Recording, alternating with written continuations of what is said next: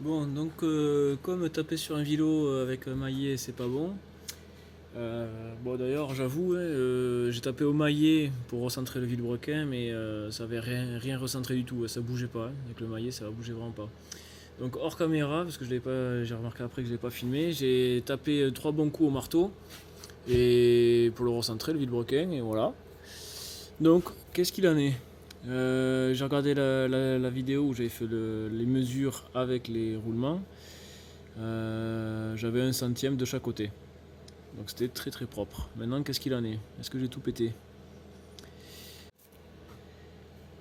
Donc là, on part de 40, 42, 40, un petit peu plus que 42. Donc je suis à entre 2 centièmes et 2 centièmes et demi. Donc ouais, là, ça a bougé un petit peu.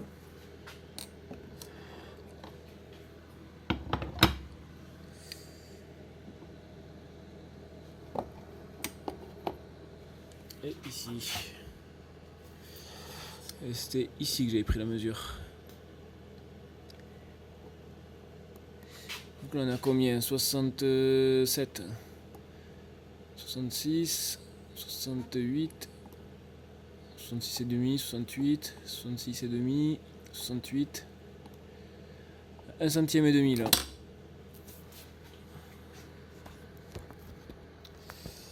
Donc là j'ai 1 centième et demi, donc bon, ça a un petit peu bougé effectivement, pas des masses, mais donc ne pas taper sur un vélo, leçon à retenir. Bon, nous revoilà pour le montage du bas moteur. Donc fort de vos commentaires de la vidéo précédente, le centrage du vilebrequin ne sert à rien apparemment. J'ai pas encore eu le temps de re-regarder la vidéo parce que je l'avais déjà vu cette vidéo sur le tournoi là, Lyonnais Tournoi qui nous parlait du centrage du vilebrequin. Du fait aussi que le vilebrequin est attiré par le variateur parce que le variateur a une force axiale. Donc en fait ce que je vais faire c'est que je vais directement plaquer, comme vous l'avez suggéré dans les commentaires, directement plaquer le vilebrequin contre la partie où il y aura le variateur.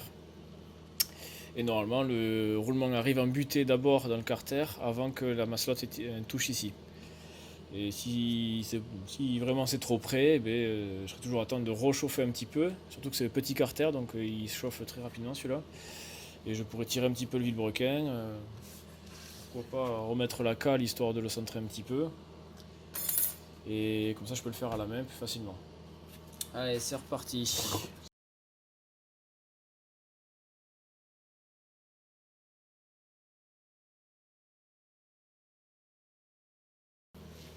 Mon côté vario c'est côté rainure. Tac, un buté. Et effectivement ça touche pas. C'est quand même assez près je trouve. C'est qu'il est rapide à chauffer ce carter, c'est bien. Et...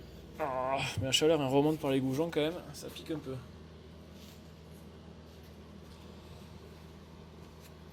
En même temps il doit faire 40 degrés dehors, donc dans le garage il fait bon aussi.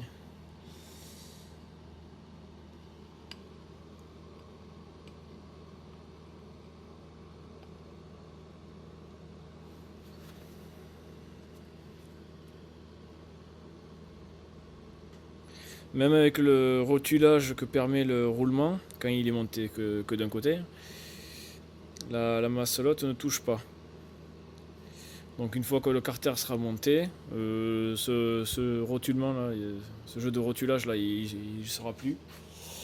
Donc finalement, ouais, je pense que je vais faire comme ça. Je vais le mettre d'un côté et puis ça ira très bien. Allez, suivant. Maintenant, je vais me mettre sur l'étau. Je vais mettre le joint là, le petit bout qui manque. Je vais le garder comme ça, hein. Parce qu'une fois que j'aurai assemblé le tout, je pourrai desserrer un petit peu pour le réaligner celui-là. On verra après. Allez, un petit coup d'huile sur les joints papier. Ah, dans les commentaires, j'ai adoré là. On m'avait dit je mets tellement d'huile dans mes moteurs que c'est une friteuse. Ça m'a bien fait marrer. J'adore. Oui, effectivement, je mets beaucoup d'huile, c'est vrai, peut-être trop, j'avoue. Cette expression friteuse, ça m'a bien fait marrer, quoi. Bien joué. Mais là, le joint papier, c'est pas grave s'il y en a trop, ça va dégueuler sur les côtés. Ouais, peut-être un petit peu dedans aussi. Mais je préfère ça plutôt qu'après nettoyer pendant des heures les plans de joint là, parce que le papier il a collé, quoi. Après, c'est vrai que le fait d'avoir plongé la cage à aiguille directement dans l'huile, ouais, c'est sûr, c'est lubrifié, mais c'était un peu trop, ouais, effectivement. Allez hop.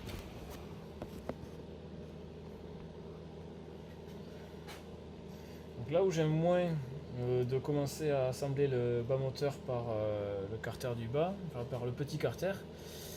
Alors c'est bien parce que les centreurs sont déjà dans les plus grosses parties, donc ils sont déjà en place. Voilà, il était bon. Ce que j'aime moins, c'est la bielle là qui se balade là. Et que du coup il faut arriver à tenir ici quand on va commencer à emboîter, et si on commence à l'effleurer à peine, elle a vite fait de partir et la coincer entre les deux carters. Ça j'aime pas ça. Mais bon, on va quand même essayer.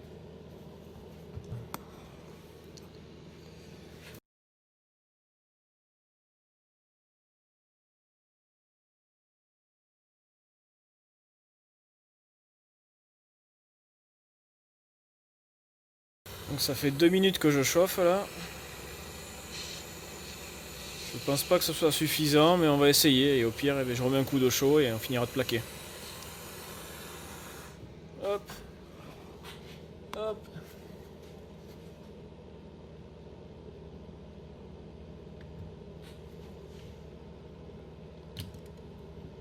Alors, pas du tout. Voilà, ça a coincé à moitié. Tout ce que j'adore. Ah ouais, comme ça on est comme un con là maintenant. Allez, on place la bielle comme il faut, ça me tient. Et on y remet un coup de chaud.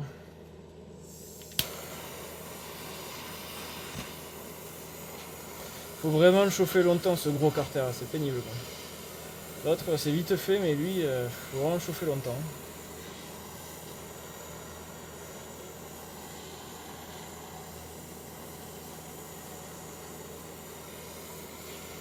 Heureusement les roulements c'est des cages acier, pas en polyamide.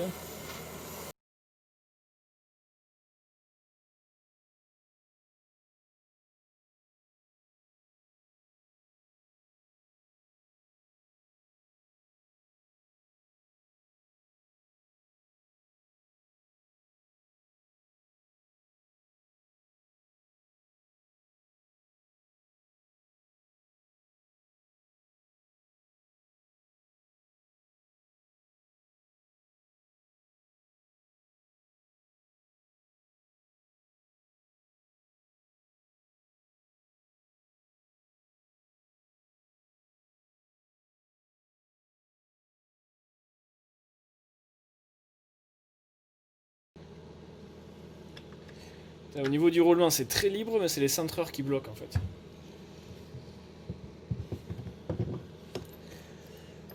Le roulement j'arrive à le rentrer et le sortir, mais le centreur lui veut pas. Donc je vais filer les coups de vis directement au niveau des centreurs.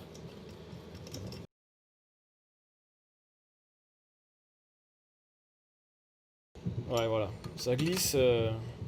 J'ai même pas eu besoin de forcer là, ça glisse tout seul. C'est les centreurs qui sont foutus en travers et qui prenaient pas quoi. Parce que là le carter il est plus que chaud là. Et moi aussi j'ai chaud.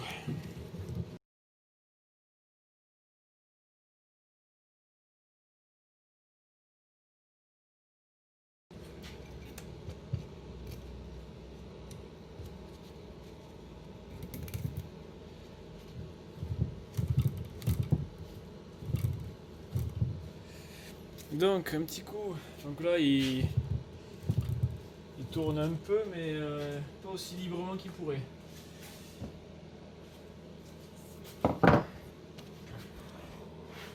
Oh, quoique non, là c'est bien. Un coup sur chaque vis alors.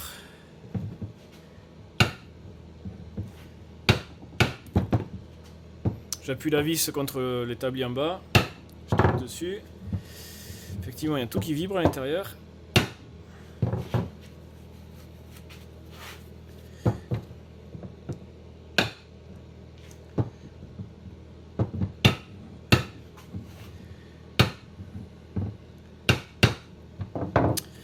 Alors, est-ce que c'est mieux? Ah ouais, c'est vrai. Le vilebrequin est plus libre là maintenant. Alors que tout à l'heure il forçait un peu et là ça va mieux là.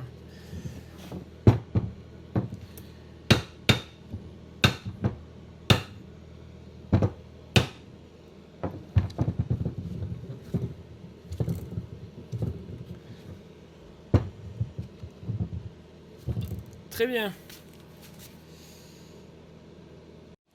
Bon, j'ai dû couper la caméra parce qu'il fait tellement chaud ici que le téléphone il m'a mis un message comme quoi il allait bientôt arrêter la vidéo parce que le téléphone était trop chaud. En même temps, moi j'avais des gouttes de sueur qui coulaient de mon front qui sont tombées par terre et qui se sont évaporées depuis 5 minutes là. Pour dire à quel point on est bien là. Bon ben voilà. Pendant que je faisais le montage, je me suis dit que de garder les joints papier c'était une connerie. Parce que ici du coup on n'est plus vraiment affleurant, le papier il a bougé. Lui bon j'ai pu le mettre en travers donc je vais pouvoir le redécouper, ça va aller. Mais lui il est. Ouais, il a l'air d'être affleurant un petit peu. Bon on va voir ce que je peux faire, si je peux refoutre un coup de cutter ou s'il est en retrait, ben, je mettrai un coup de pâte à joint. Et voilà. Donc pour info, ici je passe une cale de 0,95 et de ce côté là je passe la cale de 0,40. Donc 0,95 et 0,40 ça fait 1,35, comme c'est un petit peu plus comme les cales impasses, on revient sur le 1,4 que j'ai calculé à la base, divisé par 2, 0,7. Bon bref, du coup le vilo est complètement plaqué de ce côté-là, côté vario, et il reste encore plus de 0,4 de jeu, donc moi ça me va très bien, hein, ça va rester comme ça. Si on dit que les jeux, le centrage du vilo sert à rien en plus, c'est très bien. Bon après une petite pause, je reprends ce soir du coup, il fait beaucoup moins chaud, ça fait du bien. Du coup ça a eu le temps de refroidir, ouais, c'est tiède.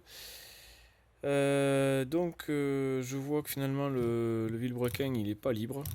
Il n'y a pas les joints spi encore. Et il tourne pas librement quoi. Alors du coup j'ai desserré les vis. Alors, je les ai resserrés là pour le montrer. Et hop, j'ai desserré toutes les vis. Et il y a un petit jour qui s'est formé.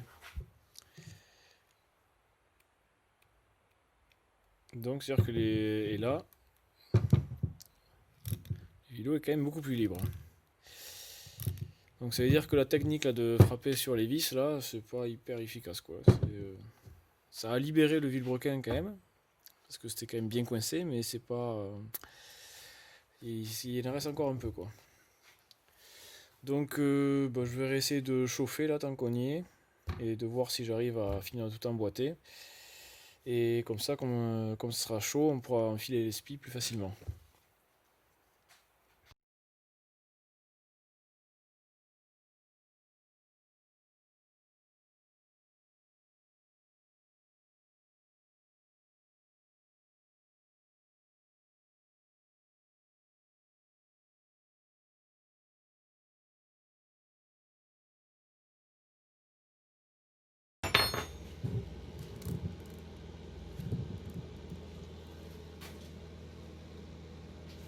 Ça a l'air d'être mieux.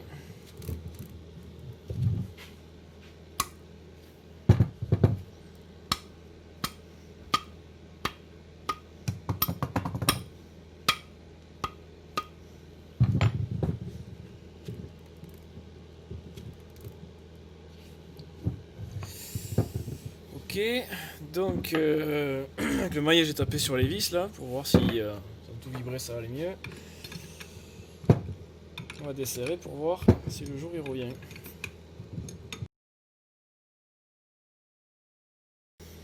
Ouais.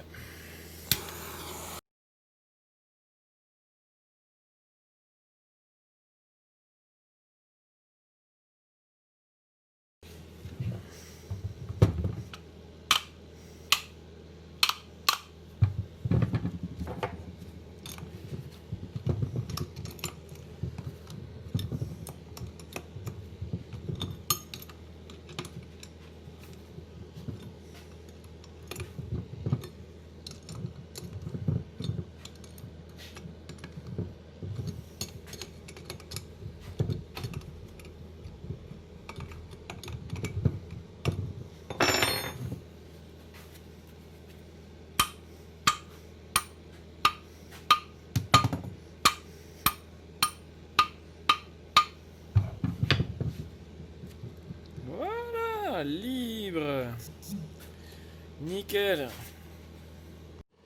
Tellement libre qu'il revient tout seul. Tac. Ça, si c'est pas libre, ça, c'est bon. Bon, après, c'est parce qu'il est chaud, donc forcément. On verra en refroidissant si ça va se serrer un peu plus. Bon. Ça ira. On va monter les joints spi maintenant. Allez, donc du coup, tant que le carter est chaud, on va mettre le joint spi. Donc, on va mettre de la pâte à joint tout autour de la portée ici.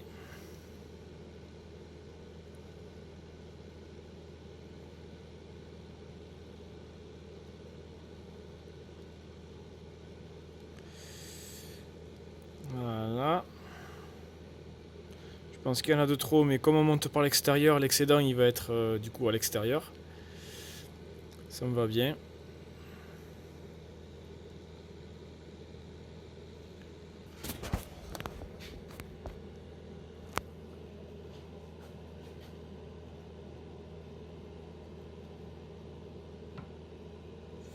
C'est chaud.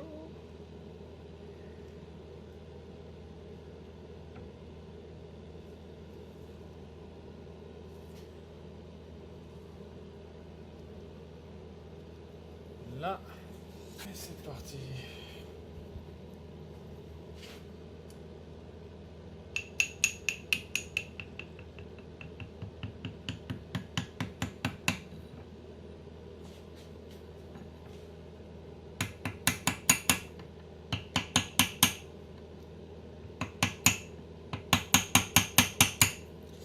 Évidemment, il part de travers. C'est actif.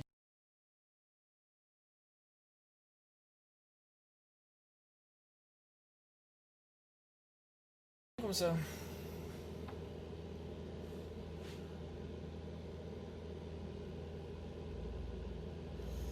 Ça m'a l'air très bien. Il est enfoncé comme il faut, il est parallèle au carter, donc maintenant j'ai nettoyé l'excédent là.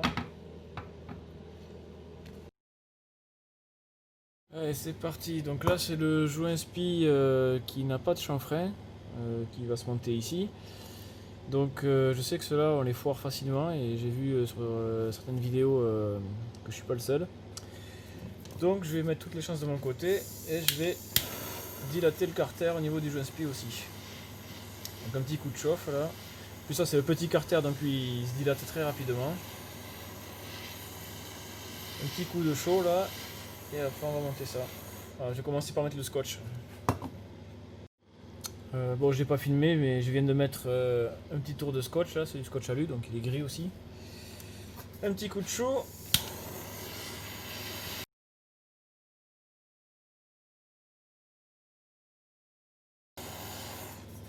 Allez, maintenant on met de la pâte à joint autour.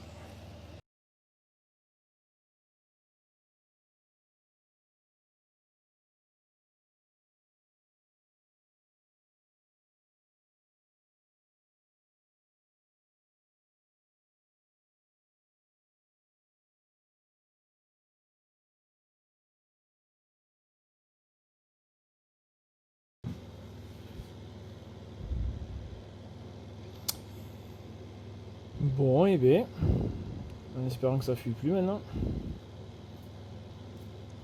Voilà, ça sert. Putain, le vilo il est chaud, tout est chaud.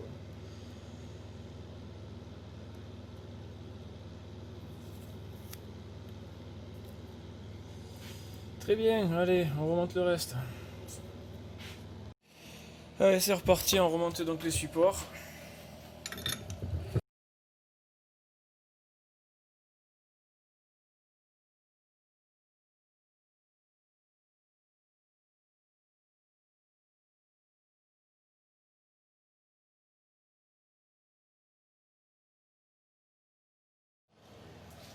Bon, j'ai plutôt de la chance. Tous les bouts là dépassent, donc je peux à nouveau les recouper.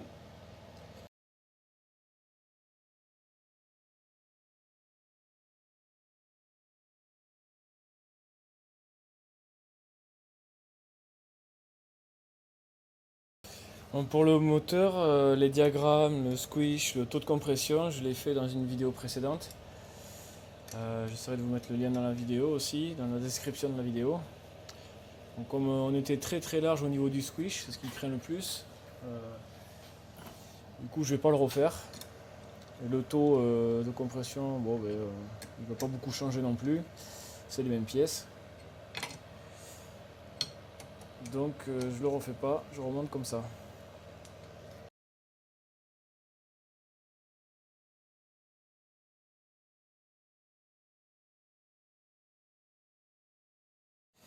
Bon, je vais boucher les deux vis qui conduisent à l'intérieur du carter, là, les vis de l'allumage. Dans un premier temps, je vais pas mettre de la pâte à joint, je vais voir si ça fait l'étanchéité comme ça, juste métal-métal. Et après, quand je mettrai la platine définitivement, je mettrai de la pâte à joint. Allez, c'est reparti pour le test fatidique d'étanchéité. Donc, un joint torique au fond. Bien sûr, il n'y a pas de. Le joint en cuivre restant, il n'y est pas. Hein, c'est le cylindre directement.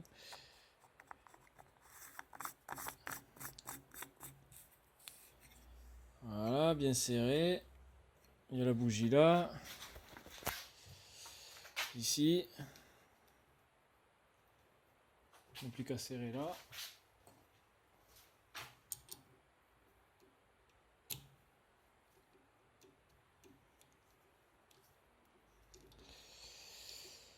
Et là, on va voir si tout ça a servi à quelque chose.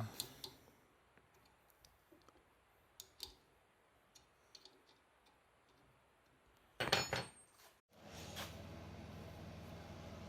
carters sont tièdes. Allez, c'est reparti.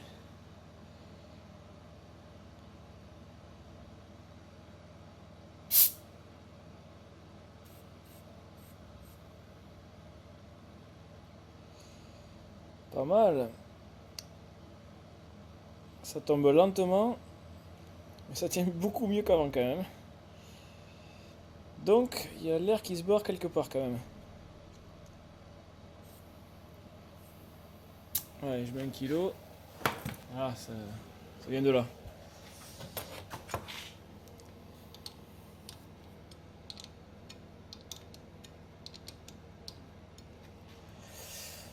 J'avais pas serré comme il faut. Allez, on retente.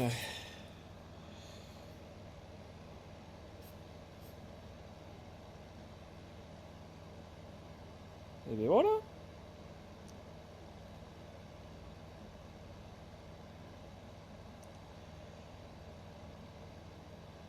Ça descend mais tout doucement. Là, on vient de perdre 0,1 là. Et encore, pas tout à fait. Alors, ça vient d'où? Millibule. Et sa bulle.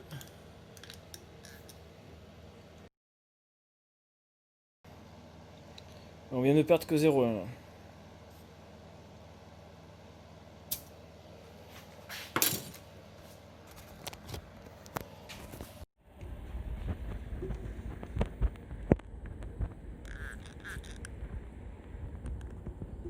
Voilà.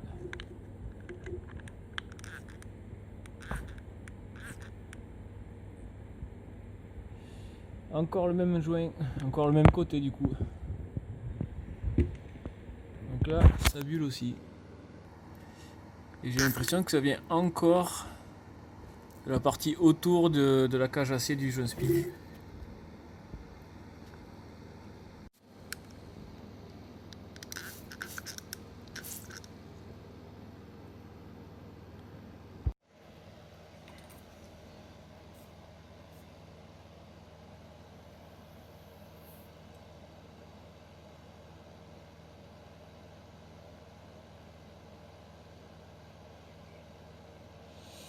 Bon ben ça a l'air de tenir.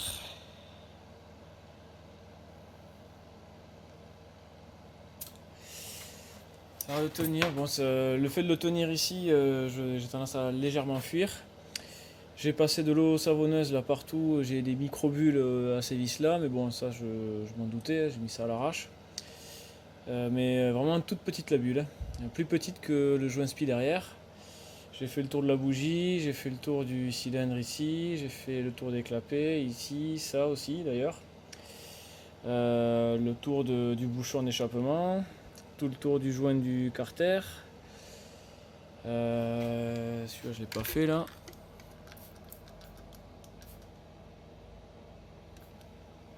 Il n'y a rien.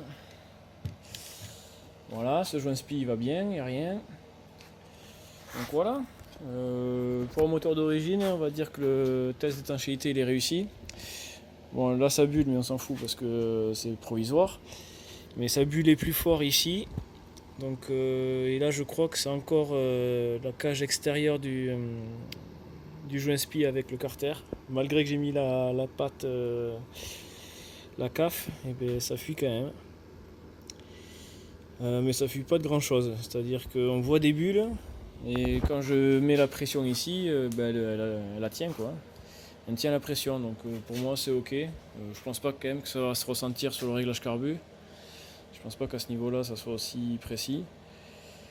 Donc ok pour moi, on parle là-dessus. Alors on m'a posé la question dans les commentaires si je mettais pas de la pâte à joint sur les vis quand je mets le stator, la platine d'allumage. Bon, je mets de la pâte à joint entre le stator et le carter, parce que là c'est métal-métal. Mais je n'avais pas mis la dernière fois entre la vis, la rondelle et la platine d'allumage. Parce que justement le cuivre étant un matériau malléable, et quand on vient serrer, ça vient s'écraser de manière à ce que ça fasse étanchéité. Bon, pour que ça soit vrai, il faudrait changer la rondelle à chaque fois en fait.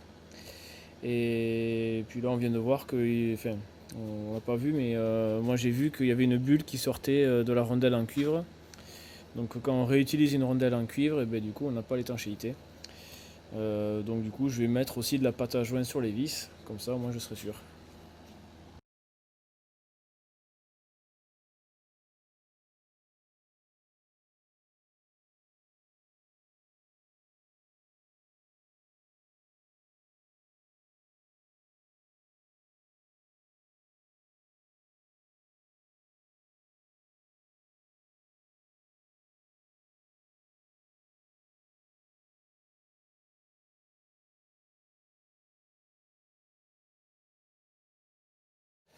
Bon, je viens de caler l'allumage à 1,5 mm avant point mort haut.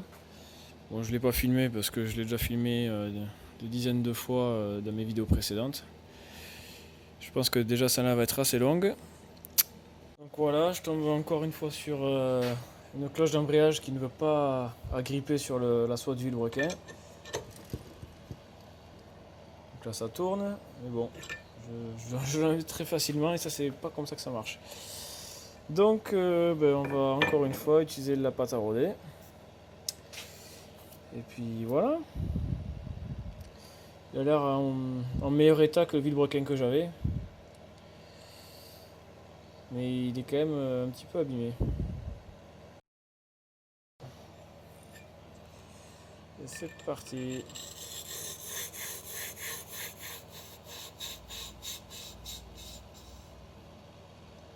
Voilà, ça commence déjà à gripper un petit peu mieux.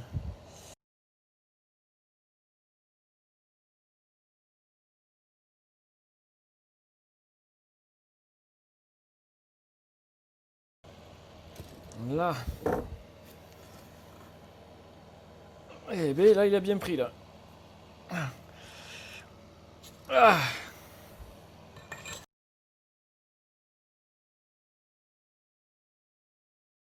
Encore remonter ça, bien nettoyer à l'eau là parce qu'il y a des petits grains sur le filetage et donc là ça va se bouffer en serrant l'écrou. Pareil à l'intérieur, on va bien le nettoyer. Donc montage variateur, donc là on graisse généreusement.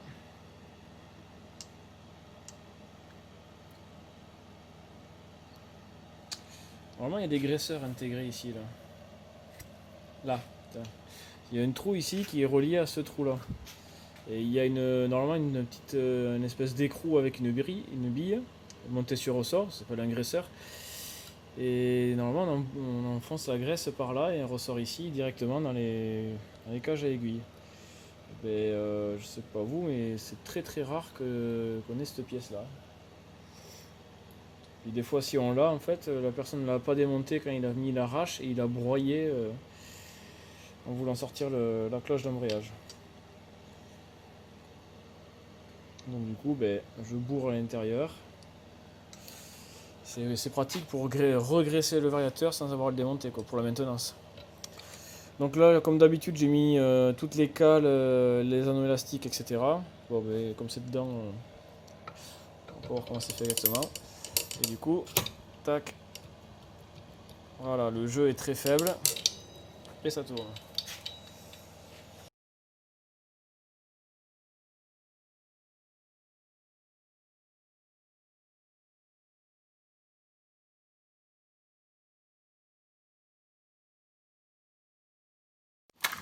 Ah oui, une dernière chose, pour la configuration du variateur, j'ai mis la cage avec les galets.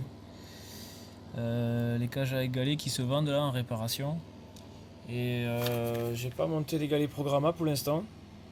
Comme ça, on va voir ce que donnent les galets simples là qu'on trouve sur VSX ou autre, même sur plusieurs sites internet là, exprès pour remplacer les billes. Et si le régime de variation me convient pas, on passera sur les galets programmables et on verra ce qu'on peut faire avec aussi.